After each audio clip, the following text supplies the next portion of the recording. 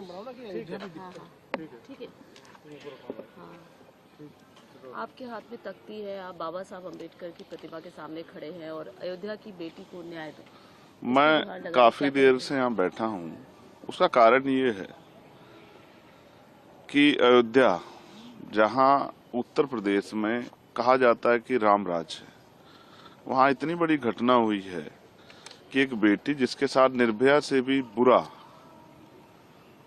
मैं आज याद करता हूँ दिल्ली में जब निर्भया के साथ ये हुआ था, तब भी हम निःशब्द थे और आज भी हम निःशब्द हैं।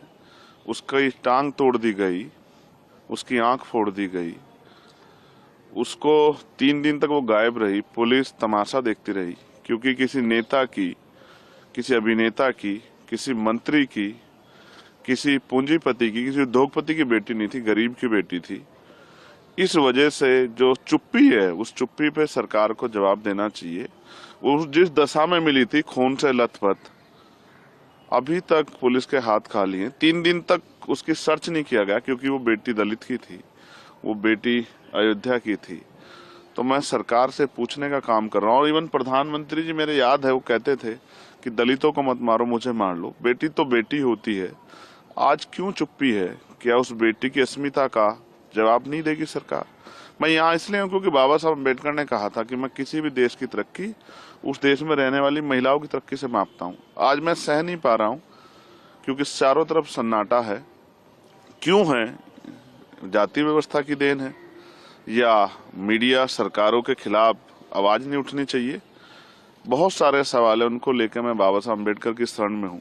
क्योंकि जब जब मैं कमजोर पड़ता हूँ, जब मैं दुखी होता हूँ, तो उन्हीं की शरण में जाता हूँ कि वो मुझे मेरे जो अधिकार हैं, मेरे कर्तव्य हैं, उनको पूर्ण रूप से निर्वहन करने की शक्ति दें कि मैं उनका सही प्रयोग कर सकूं।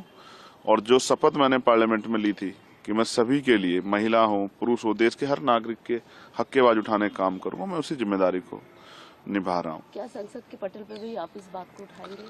मैं स्पष्ट करता हूं, मैं वैसे मैं एक वकील भी हूं, संसद का सदस्य होने के साथ साथ मैं मर्यादा का बड़ा पालन करता हूं। लेकिन आज मैं खुद को रोक नहीं पा रहा हूं, क्योंकि मेरी तकलीफ, और मैं इसमें निःशब्द हूं, क्योंकि हम उस पावर में नहीं है कि जिन अधिकारियों ने लापरवाही की उनको सस्पेंड कर सके। लेकिन बेटी की रक्षा के लिए, उसको न्याय दिलाने के लिए, उसकी माँ के आंसू पूछने के लिए, उसके परिवार को विश्वास दिलाने के लिए, और सिर्फ उसके नहीं, पूरे प्रदेश की बेटियों को, देश की बेटियों को विश्वास दिलाने के लिए कोई है जो जब बेटियों के अपमान पर चुप रहेगा, मैं अपनी ड्यूटी कर रहा हूँ। पार्लियामेंट